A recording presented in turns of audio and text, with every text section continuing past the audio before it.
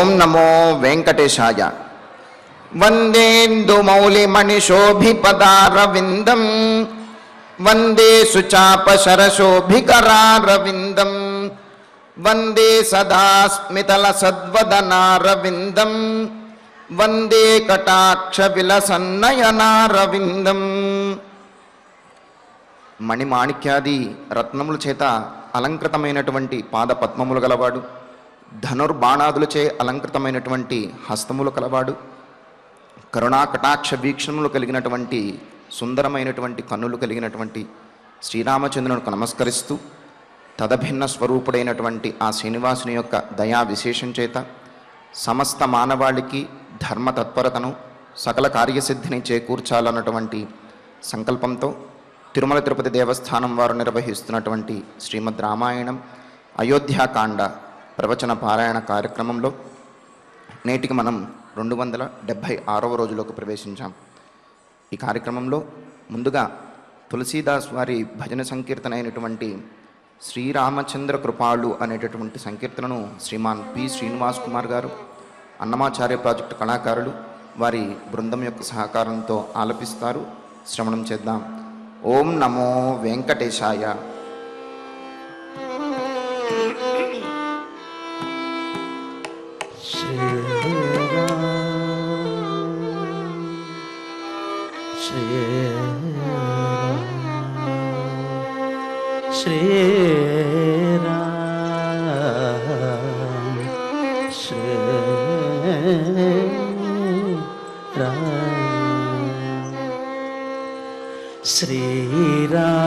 శ్రీరామచంద్ర కృపాలు భజుమన హరణ భవభయదారుణం. శ్రీరామచంద్ర కృపాలు భజుమన హరణ భవభయదారుణం. నవకంజలోచన కంజముఖకర కౌజ పదకం జారుణం. నవకంజలోచన కంజముఖకర కౌజ పదకం జారుణం. శ్రీరామచంద్ర కృపాలు భజుమన హరణ భవభయదారుణం.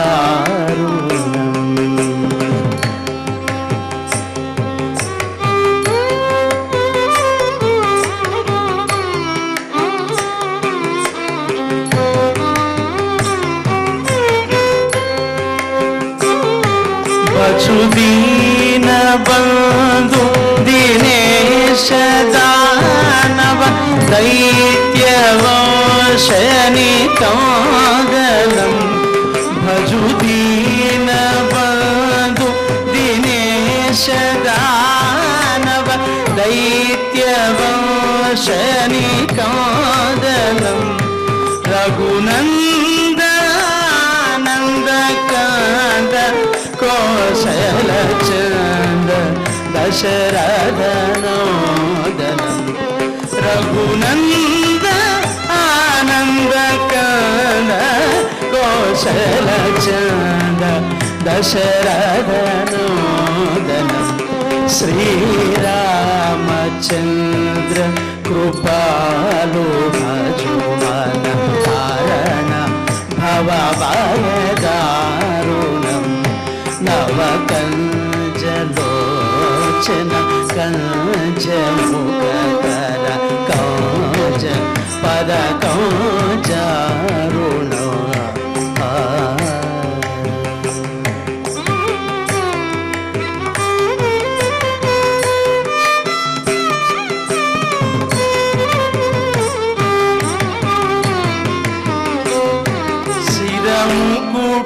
కుండల తిలక చారు ఉదార అంగ విభూషణం. శిరం కుట కుండల తిలక చారు ఉదార అంగ విభూషణం.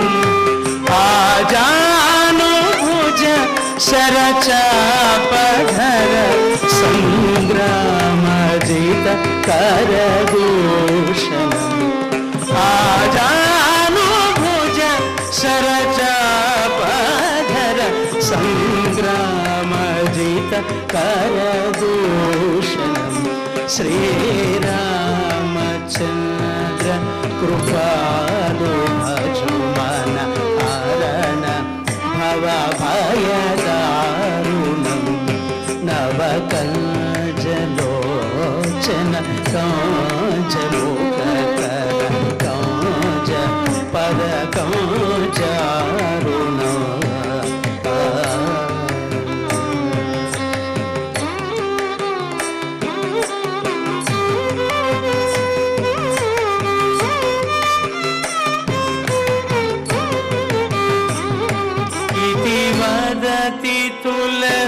तुलसीदास शंकर शेषमुनि मनरोजनम् इति वदति तुलसीदास शंकर शेषमुनि मनरोजनम् मम हृदय काज निवास कुरु कामादि कलदलमोचनम् मम हृदय काज निवास कुरु कामादि कलदलमोचनम् श्रीरामचन्द्र कृपालु भजुमन हरण भवभयदारुणम् नवकञ्जलोचन काञ्चमुख कर काञ्च पद काञ्चारुणम् श्रीरामचन्द्र कृपालु भजुमन हरण भवभयदारुणम् नवकञ्जलोचन काञ्चमुख कर काञ्च पद काञ्चारुणम् श्रीरामचन्द्र कृपालु भजुमन हरण भवभयदारुणम् श्रीराम श्रीराम श्रीराम जय राम जय राम श्री राम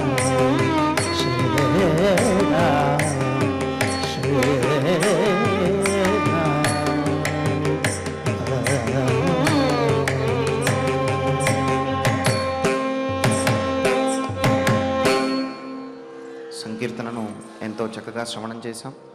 ఇక ఇప్పుడు శ్రీ గురు ధ్యానపూర్వకంగా సంకల్ప వాక్యాలను అందరము కలిసి పలుకుతూ ఈ కార్యక్రమాన్ని ప్రారంభం చేసుకుందాం.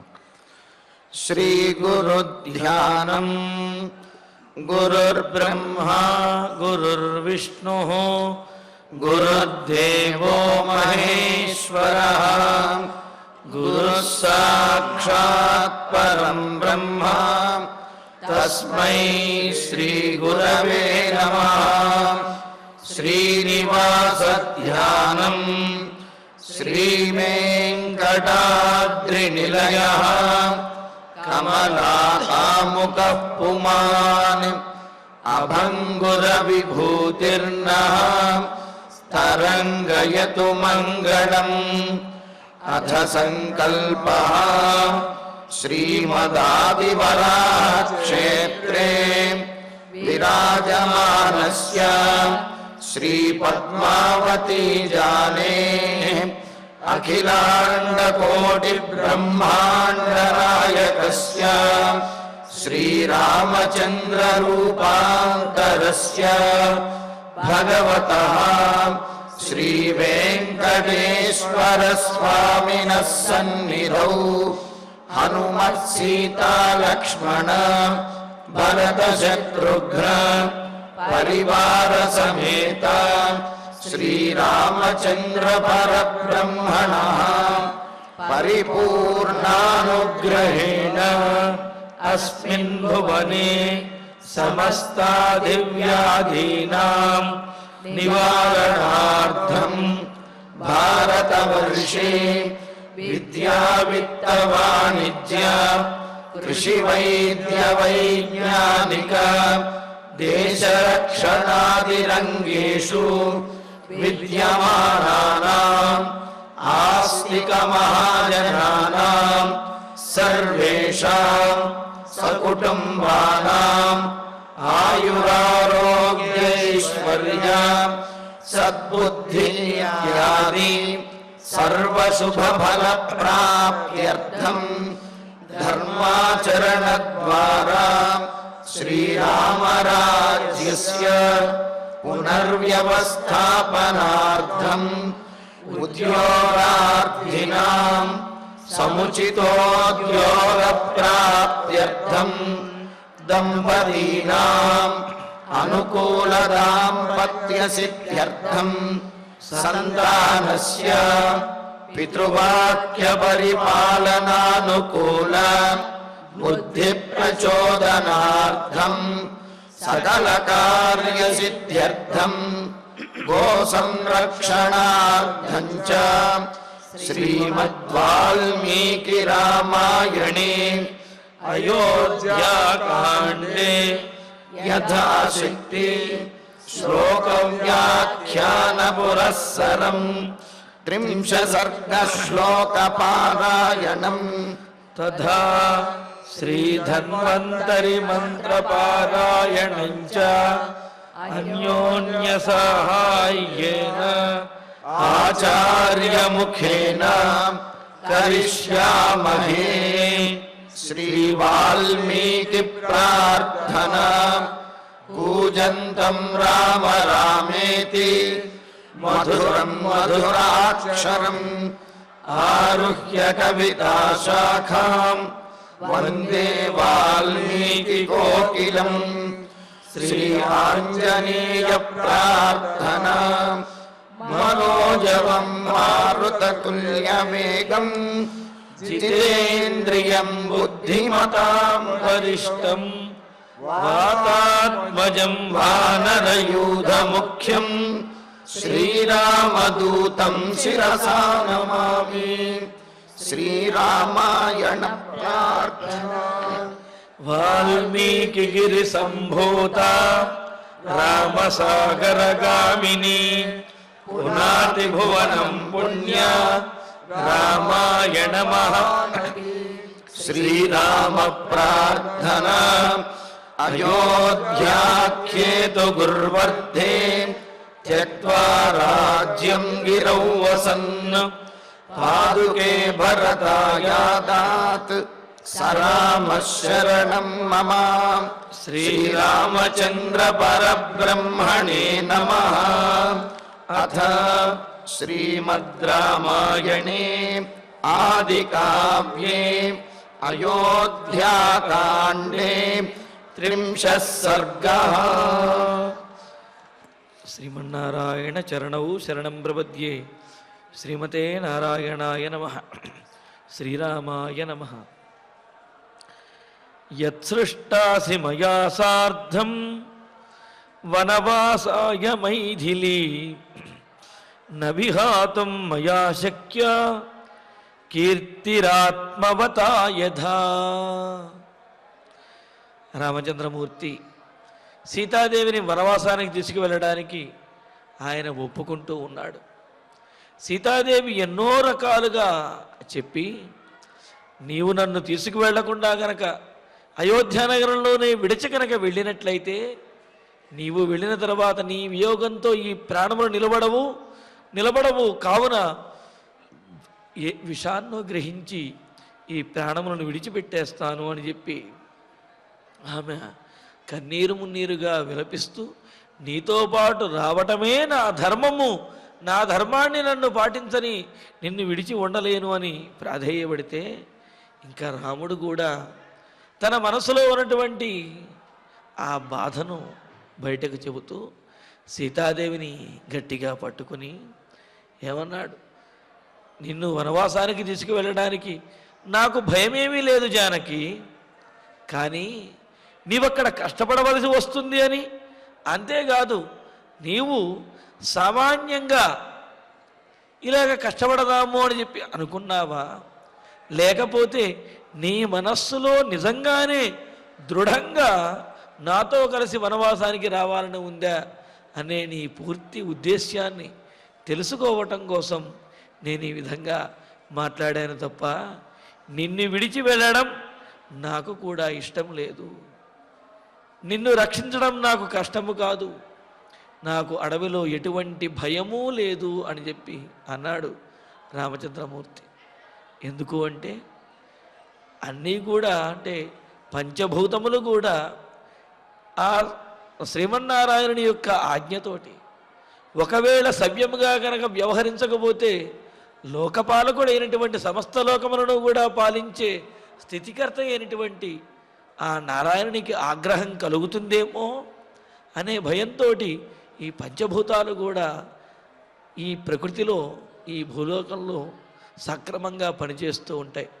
అలాగా సమస్త జగత్తు కూడా స్వామివారి యొక్క అధీనంలో ఉండి తాము సవ్యంగా కనుక పనిచేయకపోతే మరి స్వామివారికి ఏమైనా కోపం వస్తుందేమో నారాయణుడికి అనే భయంతో అవన్నీ కూడా పనిచేస్తూ ఉంటే మరి ఆ పంచభూతములలో ఒక భాగమైనటువంటి ప్రకృతిలో భాగమైనటువంటి అడవిలో సంచరించడం మరి రాముడికి శ్రీమన్నారాయణ స్వరూపుడైనటువంటి రాముడికి భయం ఉంటుందా? ఉండదు కదా.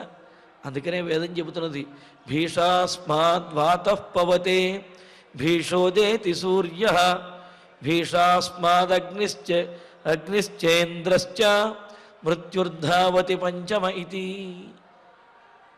వాయుదేవుడు కూడా ఏమన్నాడు, సీతాదేవి రామచంద్రమూర్తి ఏమన్నాడు, అడవిలో చల్లగాలులు పిల్లగాలులు కాదు సుడిగాలులు వీస్తాయి, వాటి నుండి మనం తట్టుకోలేము, అందరూ నీవు తట్టుకోలేవు, నీవు భరించలేవు అన్నాడు కదా.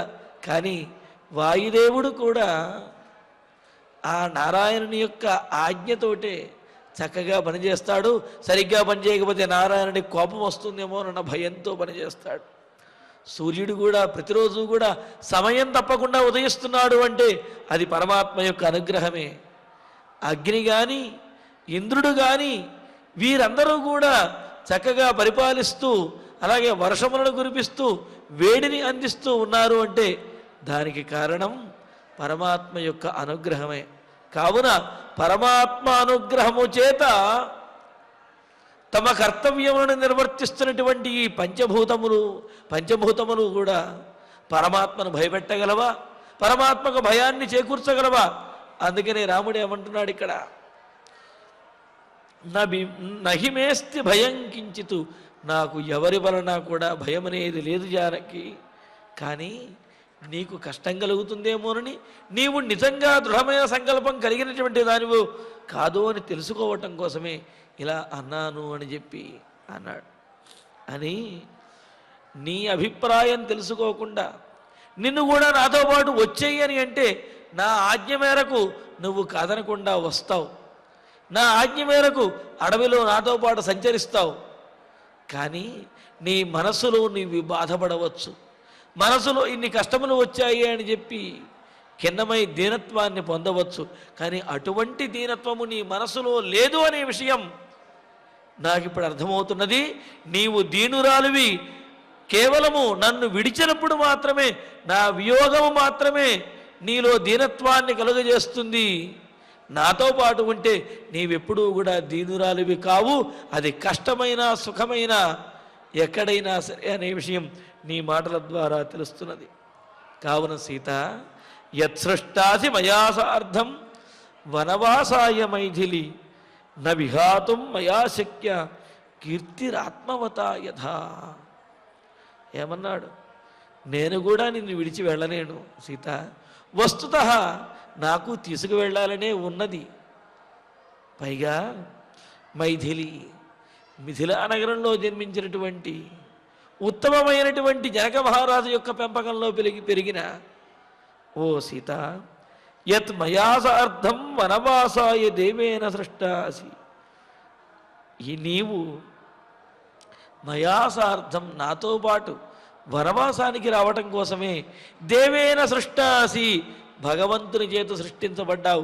సృష్టాసి అని చెప్పి అన్నాడు ఇక్కడ. అసలు నీవు జన్మించిందే నాతో పాటు వనవాసానికి రావడానికి. తత్ ఆత్మవత కీర్తి యథా, అటువంటి నిన్ను దృఢమైన సంకల్పం కలిగిన వాడు, ఆత్మాభిమానం కలిగిన వాడు, తనకెన్ని కష్టములు వచ్చినప్పటికీ కూడా తన కీర్తిని అంటే మంచి పేరుని విడిచిపెట్టాడో అదేవిధంగా నేను కూడా నిన్ను విడిచి ఉండలేను అని అన్నాడు. అంటే ఈ మాట ఎందుకు చెబుతున్నాడు అంటే, సహజంగా మంచి పనులు చేయటం ద్వారా, ధర్మాన్ని ఆచరించడం ద్వారా కీర్తి ప్రతిష్టలనే వస్తూ ఉంటాయి. అయితే పరిస్థితులు అనుకూలించినంత కాలము కూడా ధర్మాన్ని ఆచరిస్తూ కీర్తిని గడించినప్పటికీ కూడా ఎప్పుడైతే పరిస్థితులు అనుకూలించకుండా వ్యతిరేకిస్తాయో అటువంటి సందర్భంలో ఇప్పటి వరకు పరిస్థితులు అనుకూలించాయి కావున ధర్మాన్ని ఆచరించగలిగాము, పరిస్థితులు అనుకూలించినప్పుడు మనం మాత్రం ఏం చేస్తాము, కావున ఈ ధర్మాన్ని విడిచిపెట్టినా పర్వాలేదు, అధర్మాన్ని ఆచరించినా పర్వాలేదు అని చెప్పి కొంతమంది భావిస్తూ ఉంటారు. నువ్వు దొంగ ఎందుకు అయ్యావురా అని అంటే, నా పరిస్థితులు నన్ను ప్రేరేపించాయి, అందుకని నేను దొంగనైపోయాను అని చెబుతూ ఉంటారు. అంటే పరిస్థితులు అనుకూలించినటువంటి ప్రతివాడు కూడా దొంగగా మారితే, జీవితంలో చాలామందికి ఎన్నో సందర్భాలలో పరిస్థితులు అనుకూలించవు. అలా అనుకూలించిన వాళ్ళందరూ దొంగలుగా మారిపోతే, లేకపోతే మరో రకంగా అధర్మాత్ములుగా మారిపోతే ఈ లోకంలో ధర్మాత్ములకు తావు ఉండదు. ఎందుకు అంటే, ఎవరికైనా ఎంతటి వాడికైనా ఎప్పుడైనా సరే ఎక్కడైనా ప్రతికూలమైనటువంటి పరిస్థితులు ఎదుర్కోవలసినటువంటి స్థితి తప్పనిసరిగా వచ్చి తీరుతుంది. కానీ అటువంటి స్థితిలో కూడా తన ధర్మాన్ని విడిచిపెట్టనటువంటి వాడే నిజమైనటువంటి ధర్మాత్ముడవుతాడు, నిజమైనటువంటి అభిమానవంతుడవుతాడు. అతన్నే ఆత్మవంతుడు అని అన్నారు. అందుకనే ఇక్కడ ఏమంటున్నాడు, ఆత్మవత, సచ్చారిత్రము, అలాగే శీలము, వ్యక్తిత్వము, అభిమానము, పట్టుదల కలిగినటువంటి వాడు కీర్తి యథా, కీర్తిని ఏ విధంగా అయితే విడిచిపెట్టాడో, కీర్తిని తనతో పాటు ఏ విధంగా అయితే ఉండే విధంగా చేసుకుంటాడో, మయా విఘాతుం నశక్య, నీవు కూడా నా చేత విడిచిపెట్టడానికి తగినటువంటి దానివి కాదు, నేను కూడా నిన్ను విడిచిపెట్టను అని అన్నాడు. అంటే నాకు కష్టకాలం వచ్చినప్పటికీ కూడా నిన్ను నేను విడిచిపెట్టను అని చెప్పి అంటున్నాడు. ఇది మానశౌర్య పద్ధతి అని అంటారు. అంటే మానసికంగా దృఢంగా ఉండేవాళ్ళు, అభిమానవంతుల యొక్క లక్షణం ఇదే అని అంటారు. అందుకనే చెబుతారు ఉదాహరణగా, క్షుత్క్షామోపి జరాకృశోపి శిథిల ప్రాయోపి కష్టాం దశామాపన్నోపి విపన్న దీధితిరపి ప్రాణేషు నశ్యత్స్వపి మత్తేభేంద్ర విభిన్న కుంభకబల గ్రాసైక బద్ధస్పృహ కిం జీర్ణం తృణమత్తి మానమహతామగ్రేసర కేసరి అని అంటారు. సింహము ఉన్నది. ఆ సింహము ఆకలితోటి ఆ పొట్ట లోపలికి ఎక్కడికో అతుక్కుపోయినట్లుగా ఆకలితో, విపరీతమైన ఆకలితో ఉన్నప్పటికీ, ముసలితనం చేత శరీరం అంతా కూడా కృషించిపోయినప్పటికీ, శరీరంలో కొన్ని అవయవాలు పాడైపోయి శిథిలమైనప్పటికీ, కష్టమైనటువంటి స్థితి వచ్చినప్పటికీ, కళ్ళలో తేజస్సుని కోల్పోతున్నప్పటికీ కూడా ఆ ఏనుగు యొక్క కుంభస్థలం కొట్టడమే అలవాటుగా ఉన్నటువంటి, ఏనుగు యొక్క కుంభస్థలంలో ఉన్నటువంటి ఆ మాంసమును గ్రహించేటటువంటి సామర్థ్యం కలిగిన ఆ సింహము తనకి ఎన్ని కష్టములు వచ్చినా, ఎటువంటి స్థితి వచ్చినా, కిం జీర్ణం తృణమత్తి, ఎండుగడ్డి తింటుంది ఆ సింహము. నాకు కష్టమైన స్థితి వచ్చింది కావున నేను వేటాడే స్థితిలో ఉన్నప్పుడేమో ఈ విధంగా ఆ ఏనుగులను వేటాడాను, ఇప్పుడు ఆ వేటాడే ఓపిక లేదు కావున గడ్డి తింటాను అని చెప్పి సింహం అంటుందా? అనదు కదా. కావున మత్తేభేంద్ర విభిన్న కుంభక బలగ్రాసైక బద్ధస్పృహ కిం జీర్ణం తృణమత్తి మానమహతాం అగ్రేసర కేసరి, మానమహతాం అగ్రేసర, అభిమానవంతులలో అగ్రేసరుడైనటువంటి కేసరి సింహము తనకెంత కష్టం వచ్చినా గడ్డిని ఏ విధంగా అయితే తినదో, అదేవిధంగా నిజమైన అభిమానం కలిగినటువంటి వారు తమకెంత కష్టం వచ్చినప్పటికీ కూడా తమ కర్తవ్యములను విడిచిపెట్టరు. తమ సరి అయినటువంటి మార్గాన్ని వాళ్ళు ఆ మార్గాన్ని విడిచి కుమార్గానికి మారరు అని చెబుతున్నదన్నమాట. కావున శ్రేయాన్ స్వధర్మో విగుణ, తమ ధర్మాలను ఆచరిస్తున్నప్పుడు తమకు కష్టములు వచ్చినప్పటికీ కూడా ఆ ధర్మాలను ఆ మార్గమును విడిచిపెట్టకూడదు. అందులోనే ఉండి సుఖాన్ని వెతుక్కోవాలి, ఆ కష్టములను సుఖములుగా మార్చుకోవాలి తప్ప కష్టం వచ్చింది కదా అని తమ ధర్మాలను విడిచిపెట్టి వేరే ధర్మాలకి కనుక వెళ్ళినట్లయితే వారు అభిమానవంతులు ఎలా అవుతారు? వారికి అభిమానము మానము ఉన్నట్లు ఏ విధంగా ఒప్పుకోగలుగుతాం? అందుకనే ఇక్కడ రామచంద్రమూర్తి ఏమంటున్నాడు, నీలో ఉన్న దృఢమైన సంకల్పాన్ని తెలుసుకోవటం కోసం నేను ఈ విధంగా నిన్ను వద్దన్నాను, అంతే తప్ప నిన్ను విడిచి నేను కూడా ఉండలేను. పైగా నీ అంగీకారము నీ సంకల్పము లేకుండా నాకు కష్టం వచ్చింది కదా అని నన్ను కూడా నాతో పాటు నిన్ను కూడా తీసుకువెళ్ళిపోతే నా కష్టాన్ని నీకు ఆపాదించినట్టు అవుతుంది. అందుకని నేను వద్దన్నాను తప్ప నిన్ను విడిచి నేను ఉండలేను జానకి అని అంటూ, కీర్తి యథా మయా విహాతం నశక్య, అభిమానవంతుడు కీర్తిని విడిచిపెట్టలేడు. ఎంత కష్టం వచ్చినా నేను నిన్ను విడిచిపెట్టలేను, ఎన్ని కష్టములు వచ్చినప్పటికీ కూడా. కావున నాతో పాటు నీవు కూడా రావచ్చును, నాతో పాటు నిన్ను కూడా తీసుకువెడతాను అంటూ, ధర్మస్తు గజనాశోరు సద్భిరాచరిత పురా తంచాహమనువర్తేద్య యథా సూర్యం సువర్చల. భార్యతో కలిసే ధర్మాన్ని ఆచరించడం అనేది యుక్తమైనది అనే విషయం సీతాదేవి చెప్పింది. ఆ మాటనే రాముడు కూడా ఒప్పుకుంటూ నువ్వు అన్నమాట నిజమే అని అంటున్నాడు. అయితే ఇక్కడ ధర్మాన్ని ఆచరించడం భార్యతో కలిసి అంటే మరి భార్య మాట విని వనవాసానికి వెళ్లకుండా ఉండొచ్చు కదా అని అంటే, ఇక్కడ సీతాదేవి నువ్వు వనవాసానికి వెళ్ళవద్దు అని సీతాదేవి రామచంద్రమూర్తితో అనలేదు. అదే సీతాదేవి యొక్క గొప్పతనం. నీతో పాటు వచ్చి వనంలోనైనా కష్టాలు పడతాను అని అన్నది తప్ప నీ ధర్మాన్ని విడిచిపెట్టి నన్ను బాగా చూసుకో, నేను కష్టపడవలసి వస్తుంది కావున నీ ధర్మాన్ని విడిచిపెట్టి నీ వనవాసానికి వెళ్ళవద్దు అని చెప్పి సీతాదేవి అనలేదు. అదే సీతాదేవిలో ఉన్న గొప్పతనం. అందుకే రామచంద్రమూర్తి అంటున్నాడు, గజనాశోరు, ఏనుగుల యొక్క తొండము వంటి చక్కటి ఉరువులు కలిగిన, అంటే చక్కటి సాముద్రికా లక్షణములు కలిగిన, శుభలక్షణములు కలిగిన సీత, ధర్మ పురా సద్భి ఆచరిత. ధర్మ, వానప్రస్థ ధర్మం అంటే ఏమిటి? వనవాసం చేసేటటువంటి ధర్మం ఏదైతే ఉందో అదేదో నేనేదో ఈరోజు కొత్తగా నేను ఆచరిస్తున్నాను అనేం కాదు. నాకంటే పూర్వీకులు ఎంతమందో ఈ వనవాస ధర్మాన్ని పూర్వము సద్భి ఆచరిత, మంచివారి చేత ఆచరించబడింది. అంటే మంచివారు ఈ వనవాస ధర్మాన్ని ఆచరించారు. ఎలాగా? సద్భి, సత్పురుషులు వారి వారి భార్యలతో కలిసే వనవాస దీక్షను అవలంబించారు అని అన్నాడు. మరి రామచంద్రమూర్తి ఎందుకు కాదన్నాడు అంటే, అంతకుముందు పూర్వీకులందరూ కూడా వనవాస దీక్ష చేసినటువంటి వారు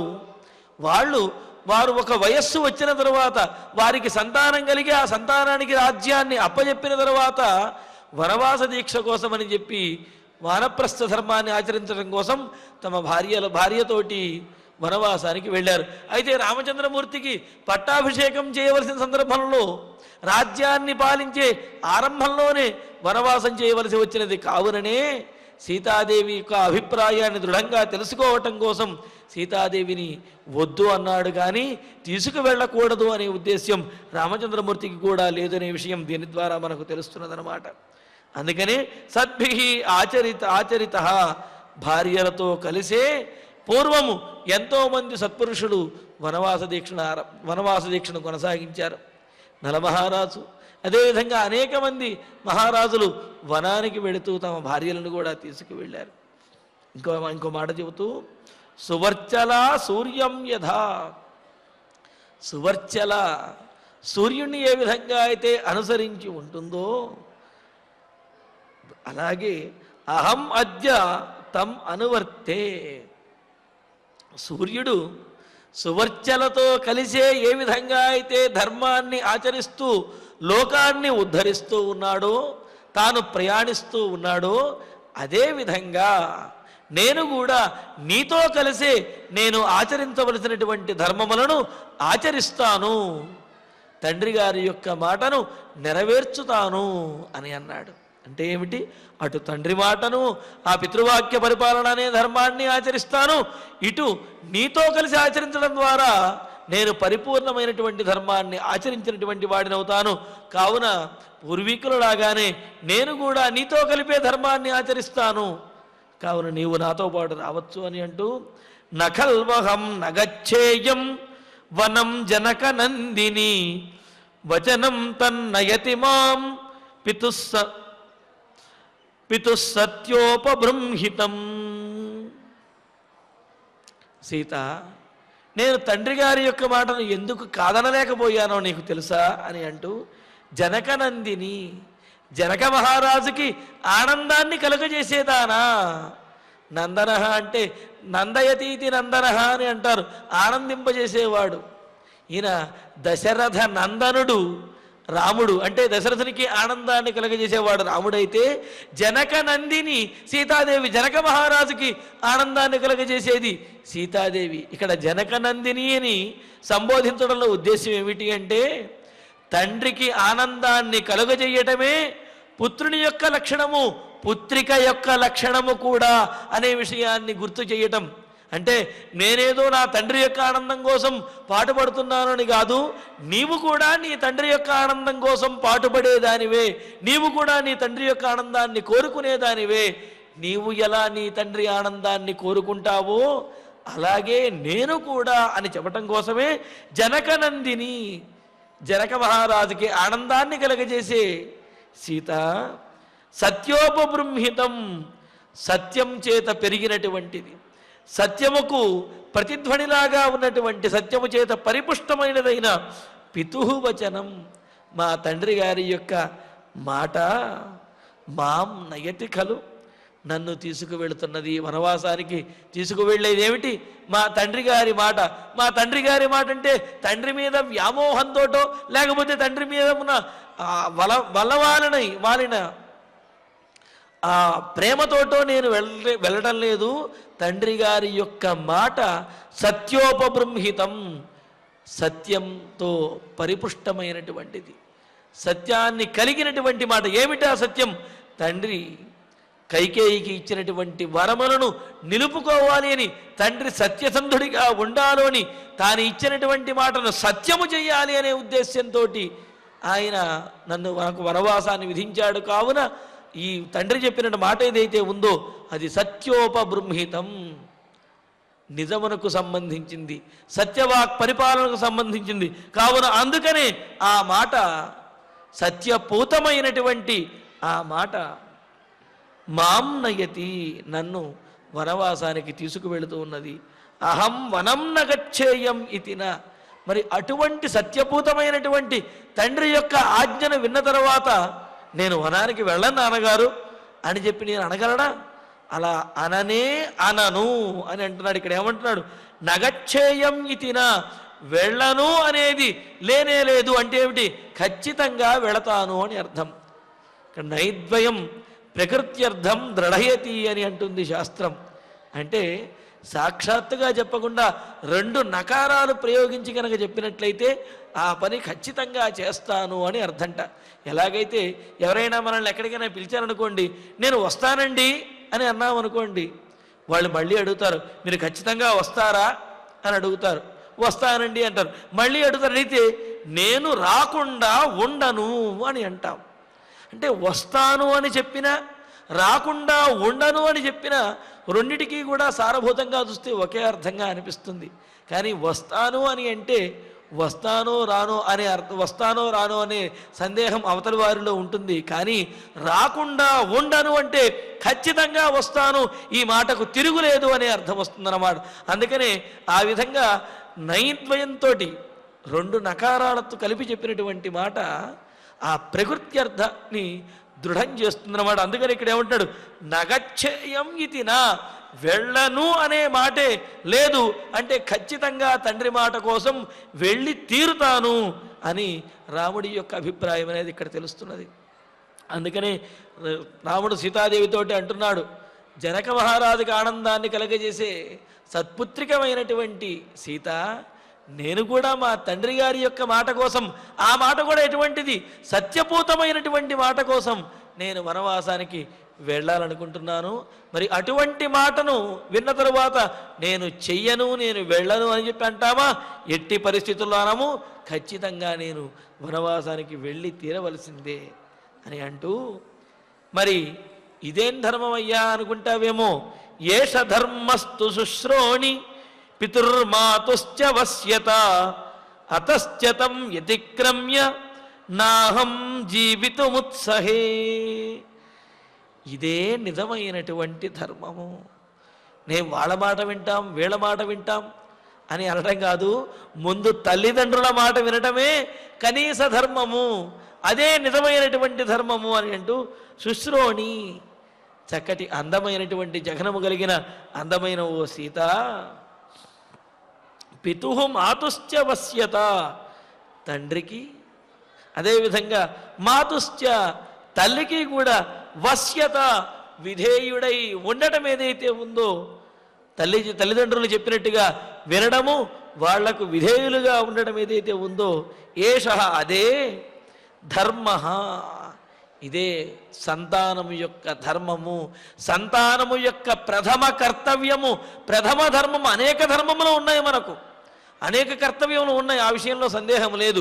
కానీ ప్రథమ కర్తవ్యము, ప్రథమ ధర్మం ఏమిటి అంటే, సంతానము యొక్క ప్రథమ ధర్మం తల్లిదండ్రుల యొక్క మాట వినడమే ధర్మ, అదే ధర్మము. పుత్రధర్మం అంటే ఇదే అని అన్నారు. అందుకనే అహం, నేను అంటే ఆ పుత్రధర్మాన్ని కలిగినటువంటి నేను, తండ్రి యొక్క మాట పరిపాలించడానికి ఉద్యుక్తుడైనటువంటి నేను, తం వ్యతిక్రమ్య, ఆ తండ్రి గారి యొక్క మాటను అతిక్రమించి, ఉల్లంఘించి, నా పుత్రధర్మాన్ని ఉల్లంఘించి జీవితం నోత్సహే, కనీసం జీవించలేను అని అన్నాడు. కనీస ధర్మం ఏదైతే ఉందో ఆ కనీస ధర్మాన్ని కూడా ఆచరించలేనప్పుడు నా జీవితం ఎందుకు? విశేషమైనటువంటి ధర్మములను ఆచరించాలి అంటారు. కానీ ఆ విశేషమైన ధర్మాలు ఆచరించినా ఆచరించకపోయినా అడిగేవాడు ఎవడు ఉండడు. అదేవిధంగా వాటిని ఆచరించకపోయినా అంత ఇబ్బంది ఏమీ లేదు. కానీ కనీస ధర్మం ఏదైతే ఉందో ఆ కనీస ధర్మాన్ని మాత్రం తప్పనిసరిగా ఆచరించాలి. అదే నిజమైనటువంటి ధర్మాచరణ అని అంటున్నాడు. అటువంటి కనీస ధర్మమైన నిజమైన ధర్మమైనటువంటి తండ్రి మాట వినడం ఏదైతే ఉందో ఆ ధర్మాన్ని విడిచిపెడితే నేను జీవించడమే వ్యర్థము. అటువంటి జీవితంతో ప్రాణై మలీమసైర్వా, ప్రాణైరుపక్రోశ మలీమసైర్వా అంటారు. అంటే ఏమిటి? కనీస ధర్మాన్ని కూడా ఆచరించలేనటువంటి వాడు రామచంద్రుడు అనే ఆ నిందలతోటి కూడిన ఈ ప్రాణమును, ఈ జీవితాన్ని నేను భరించలేను అని అన్నాడు. అంటే ఏమిటి ఇక్కడ? సహజంగా ఇప్పుడు అనుకుంటూ ఉంటాం ఈ రోజుల్లో, అబ్బో వాళ్ళ తల్లిదండ్రుల మాట వింటున్నారండి, చాలా గొప్పవాళ్ళు అంటారు. కానీ తల్లిదండ్రుల మాట వింటున్నారు అంటే అది వారి కనీస ధర్మాన్ని పాటిస్తున్నట్లు అన్నమాట. కాకపోతే ఇప్పుడు విరళమైపోవటం ద్వారా ఆ విధమైనటువంటి ఆలోచనలు, ఆ విధమైన ప్రత్యేకత అనేది కనిపిస్తున్నది. కానీ అది ప్రత్యేకమైన ధర్మం కాదు, కనీస ధర్మము అని అన్నాడు. అందుకే కదా రామచంద్రమూర్తి అంటాడు, స్వపుత్ర కురుతే పితుర్ యదివచ కస్తత్ర భో విస్మయ. మా నాన్నగారు పట్టాభిషేకం లేదు అని అంటే నేను సామాన్యంగా తిరిగి వచ్చేస్తుంటే ఆ చుట్టూ ఉన్నటువంటి వాళ్ళందరూ కూడా ఆశ్చర్యంగా చూస్తున్నారు, గొల్లుమని వాళ్ళు బాధపడుతున్నారు. ఇదేమిటి? మా నాన్న చెప్పినటువంటి మాట నేను వింటే అదేదో నేను ఘనకార్యం చేసినట్లుగా ఈ అయోధ్యలో ఉన్నటువంటి కొంతమంది అలా అనుకుంటున్నారు, దాంట్లో పెద్ద గొప్ప పని ఉన్నది అని రామచంద్రమూర్తి అన్నాడు కదా ఇంతకుముందు. మరి అదే మాట చెబుతున్నాడు ఇక్కడ. తల్లిదండ్రుల యొక్క మాట వినటమే నిజమైనటువంటి కనీసమైనటువంటి ధర్మము. ఆ ధర్మాన్ని విడిచి తండ్రి మాటను కాదని నేను కనీసం జీవితాన్నైనా సరే భరించలేను, జీవించలేను అని అన్నాడు. తర్వాత చూడండి, జీవితం అంతా ఉపయోగపడేటటువంటి మాట, మనం గుర్తుపెట్టుకోవలసినటువంటి మాట. ప్రతి యువకుడు కూడా, ప్రతి పుత్రుడు పుత్రిక కూడా కంఠస్థం చేయవలసినటువంటి శ్లోకం తర్వాత శ్లోకంలో చెబుతున్నాడు. అస్వాధీనం కథంచైవం ప్రకారైరభిరాధ్యతే స్వాధీనం సమతిక్రమ్య మాతరం పితరం గురుం అంటున్నాడేమని. సీత, ఈ లోకంలో ఎంతోమంది ఏవేవో సాధించాలి, దైవానుగ్రహం పొందాలి అని చెప్పి, దైవం కోసమని చెప్పి పాకులాడుతూ ఉంటారు. దైవం కోసమని అనేక ప్రయత్నములు, యజ్ఞాగాదులు వీటినన్నింటినీ చేస్తూ ఉంటారు. సరే, వాటినన్నిటినీ మనం కాదనలేము. కానీ వాటినన్నింటినీ చేయటం ద్వారా ఎంతటి ఫలమైతే వస్తుందో ఆ ఫలము, వాటినన్నింటినీ కూడా సులువుగా ఆచరించినటువంటి ఫలాన్ని పొందే మార్గము మన చేతిలో, మన పక్కనే ఉండగా, ఏదో ఉయ్యాలలో పిల్లాడిని పెట్టుకుని వాడి కోసం ఊరంతా వెతికినట్లుగా ఇంట్లోనే మనకు అన్ని ఫలములు లభించే మార్గము, ధర్మము ఉండగా దానికోసం అనేక విధాలుగా పాకులాడుతూ అనేక మార్గాలను అన్వేషిస్తూ ఉంటారు.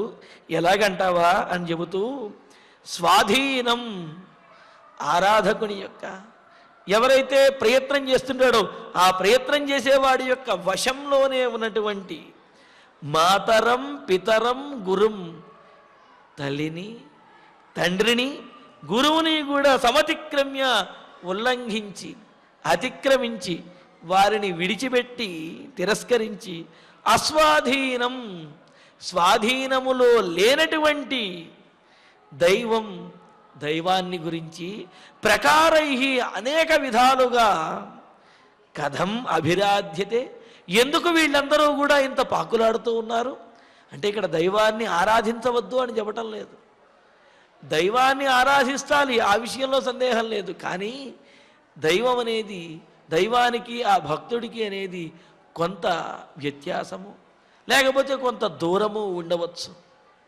అందుకే కదా గజేంద్రుడు అనేక రకాలుగా కలడందురు దీనుల ఎడ కలడందురు పరమయోగి గణముల పాలన్ కలడందురు అన్ని ఎడలను కలడు కలండనడి వాడు కలడో లేడు అని చెప్పి, ఉన్నాడు అంటాడు, ఎక్కడ ఉన్నాడో తెలియదు, అసలు ఉన్నాడా లేడా అని చెప్పి అనేక విధాలుగా శరణాగతి చేస్తే పరమాత్మ అనుగ్రహించి కలడు ఉన్నాడు అని చెప్పి తెలియజేస్తూ చటుక్కున వచ్చేశాడు.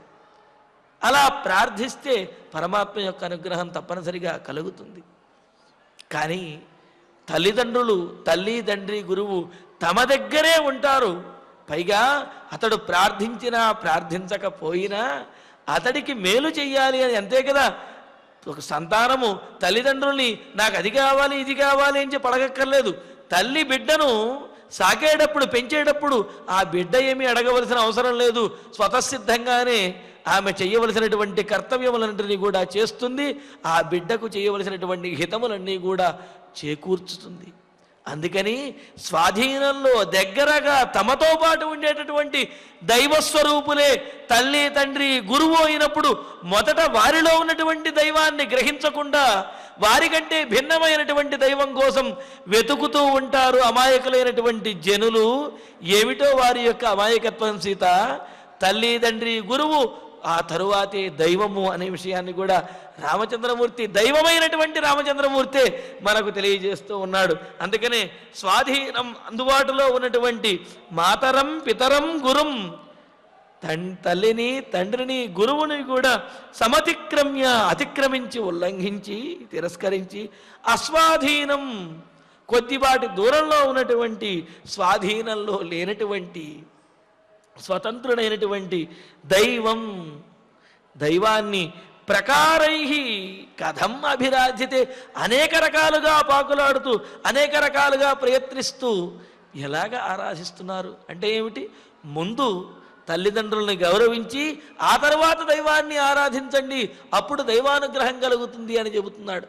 అంతేగాని తాము గౌరవించవలసినటువంటి తల్లిదండ్రులని గురువులని గౌరవించకుండా వీరి ముగ్గురిని విడిచిపెట్టి వీరిని అతిక్రమించి తిరస్కరించి నేను దైవాన్ని ఆశ్రయిస్తాను అంటే దైవం కూడా అనుగ్రహించదు అని చెప్పటం ఇందులో ఉన్నటువంటి ఉద్దేశ్యం అన్నమాట.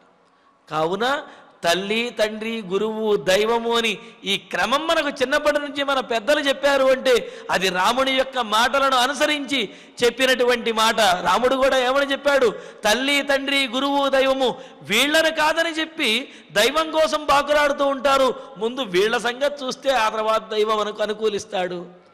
పైగా ఈ ముగ్గురు కూడా స్వాధీనంలో ఉన్నటువంటి వారు, స్వాధీనంలో ఉన్నటువంటి వారినే ఆరాధించలేనటువంటి సామాన్యులు, స్వాధీనంలో ఉన్నటువంటి వారిని అనుకూలం చేసుకోలేనటువంటి వారు దైవాన్ని ఎలా అనుకూలం చేసుకోగలరు?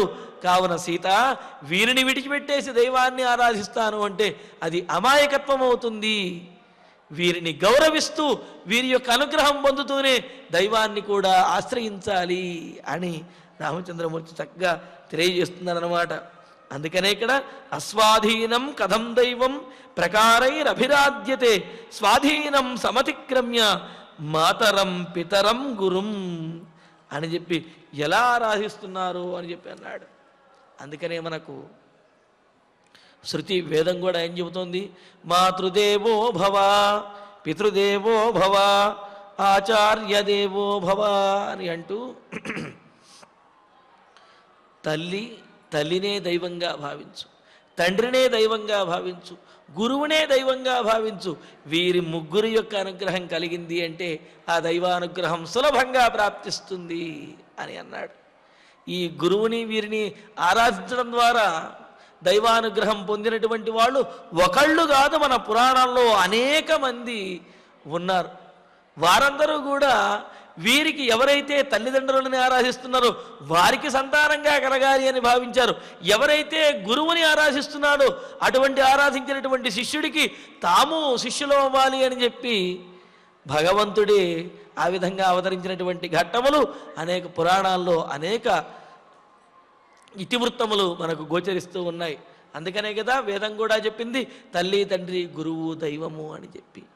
అదేవిధంగా మన అలాగే దైవం కూడా మనకు అనుకూలంగా ఉండటం కోసమే పరవ్యూహ విభవ అంతర్యామి అర్చావతారములోని 5 రకాలుగా ఉంటాడు. అయితే పరవ్యూహ విభవ అంతర్యామి తత్వములు అవి స్వతంత్రమైనటువంటివి. అవి మనకు పూర్తిగా అందుబాటులోకి తెచ్చుకోవటం అసాధ్యముగా అనిపిస్తుంది. అసాధ్యమే, దాదాపు అసాధ్యమే. అది మహాయోగులకే సాధ్యమవుతుంది. మరి సామాన్యులకు తాను అందుబాటులో ఉండటం కోసమే పరమాత్మ అర్చామూర్తిగా తాను కల్పించుకొని ఆ విధానములన్నిటి అర్చా విధానములన్నీ కూడా ఆగమముల ద్వారా మనకు తెలియజేసి మనకు అందుబాటులో ఉంటున్నాడు పరమాత్మ అర్చామూర్తిగా. మరి అటువంటి అర్చామూర్తి యొక్క అనుగ్రహాన్ని పొందాలి అన్నా తల్లి తండ్రి గురువులను గౌరవిస్తేనే, వారి యొక్క ఆనుకూల్యాన్ని సంపాదించగలిగితేనే ఆ తరువాత ఆ భగవద్ అనుగ్రహం కూడా కలుగుతుంది అనేది దీని ద్వారా మనకు తెలుస్తుందన్నమాట. ఇంకో మాట అంటున్నాడు, యత్రయం తత్రయో లోకా పవిత్రం తత్సమం భువి నాణ్యదస్తి శుభాపాంగే తేనేదమభిరాధ్యతే తేనేదమభిరాధ్యతే. సీత ఎందుకో తెలుసా? యత్ త్రయం, ఏ తల్లి తండ్రి గురువు అనే ముగ్గురు ఉన్నారు, తత్ ఆ ముగ్గురు కూడా అదే త్రయలోకా ముల్లోకములు అని అంటున్నారు. ఏమిటంటే భూలోకము, స్వర్గము, బ్రహ్మలోకము ఇవన్నీ కూడా తల్లి తండ్రి గురువుల యందే ఉన్నాయి అని అన్నారు. అంటే ఏమిటి ఇక్కడ? భూలోకం అంటే తనని భరించేటటువంటిది తల్లి, తమకు అనేకమైనటువంటి తాను కష్టపడైనా తన సంతానానికి సుఖములను కలిగించేటటువంటి వాడు తండ్రి. అందుకనే స్వర్గంతో అన్నాడు. మరి బ్రహ్మ జ్ఞానాన్ని బోధించేవాడు బ్రహ్మగా ఉన్న గురువు జ్ఞానాన్ని బోధించేవాడు బ్రహ్మ అన్నాడు. అందుకనే 3 లోకములు కూడా, ఈ భూలోకము, స్వర్గలోకము, బ్రహ్మలోకము, ఈ 3 కూడా తల్లి తండ్రి గురువుల యందే ఉన్నాయి అని అన్నారు. పైగా ఈ లోకములను పొందడం కోసము అని చెప్పి, లేకపోతే ఈ లోకంలో సార్థకత పొందడం కోసము అని చెప్పి తపస్సు, దానము, యాగము, అనేక ధర్మములు వీటినన్నిటినీ కూడా చేస్తూ ఉంటారు. అయితే ఉత్తమమైనటువంటి ధర్మం ఏమిటి అంటే తల్లి తండ్రి గురువులను ఆరాధించడమే ఉత్తమమైనటువంటి ధర్మము. తద్వారా ఈ ఊర్ధ్వలోకములు కానీ, ఈ లోకంలో సార్థకత పొందడం కానీ, ఊర్ధ్వలోకములను అంటే ఉత్తమమైనటువంటి లోకములను పొందడం కానీ, వీటన్నిటికీ ఆధారం తల్లిదండ్రి గురువులను గౌరవించడమే అని అంటూ భువి తత్సమం పవిత్రం అన్యత్ నాస్తి. ఈ భూలోకంలో తల్లి తండ్రి గురువులను మించినటువంటి పవిత్రమైనటువంటి వారు వేరే ఎవరూ కూడా లేనే లేరు అని చెప్పి అన్నారు. అందుకనే ఇక్కడ వీరితో సమానమైనటువంటి వేరే ఒకటి లేదు అన్నాడు తప్ప వేరే ఇంకొకటి లేదు అని కానీ, వీరితో సమానమైనటువంటి భగవంతుడు లేడని కానీ, వీరితో సమానమైన గొప్పవాళ్ళు లేరని కానీ ఈ విధంగా చెప్పకుండా వీరితో సమానమైనటువంటిది ఏదీ లేదు. అన్యత్ నాస్తి, మరొకటి ఏదీ లేదు. అంటే ఏంటి? గగనం గగనాకారం సాగర సాగరోపమ. ఆకాశం ఎలా ఉంటుందయ్యా అంటే ఆకాశంలా ఉంటుంది. సముద్రం ఎంత లోతుగా ఉంటుందయ్యా అంటే సముద్రంలాగా ఉంటుంది అని చెప్పాలి తప్ప సముద్రము నదిలాగా లోతుగా ఉంటుందనో, ఆకాశం మా ఇల్లులాగా వెడల్పుగా ఉంటుందనో ఇలా ఎవరని చెప్పలేం. అందుకనే ఇక్కడ రామచంద్రమూర్తి కూడా ఏమంటున్నాడు? వీరితో సమానమైనటువంటిది వేరే ఏది కూడా లేనే లేదు. ఈ ముగ్గురి ఎందే సమస్తము కూడా ఉన్నది. కావున వారిని ఆరాధిస్తే సమస్త లోకములను కూడా స్వాధీనపరుచుకున్నట్టే, సమస్త ధర్మములను కూడా ఆచరించినట్లే అని చెప్పి రామచంద్రమూర్తి తాను తండ్రి మాట వినడంలో ఉన్నటువంటి ఔచిత్యాన్ని తాను చక్కగా సంయుక్తికంగా తెలియజేస్తూ ఉన్నాడు. అందుకనే ఈ విషయములన్నీ కూడా నీకు కూడా తెలుసు అని చెప్పటం కోసమే జనకనందిని అని చెప్పి ఇంతకు ముందు శ్లోకంలో రామచంద్రమూర్తి సీతాదేవిని ఉద్దేశించి సంబోధించి చెప్పాడు. మరి ఇందులో ఉన్నటువంటి మరిన్ని విశేషాలని రేపటి ప్రవచనంలో తెలుసుకుందాము. ఇక ఇప్పుడు ఆచార్యుల వారి ద్వారా శ్లోకాలను పారాయణ చేసుకుందాము. యత్సృష్టాసి మయా సార్థం వనవాసాయ మైథిలీ న విహాతుం మయా శక్య కీర్తిః ఆత్మవతా యథా ధర్మస్తు గజనాశోరు సద్భిః ఆచరితః పురా తం చాహం అనువర్తేద్య యథా సూర్యం సువర్చలా నఖల్వహం నగచ్ఛేయం వనం జనకనందిని వచనం తన్నయతి మాం పితుః సత్యోపబృంహితం ఏష ధర్మస్తు శుశ్రోణి పితృర్మాతుశ్చ పశ్యత అతశ్చ తం యతిక్రమ్య నాహం జీవితుముత్సహే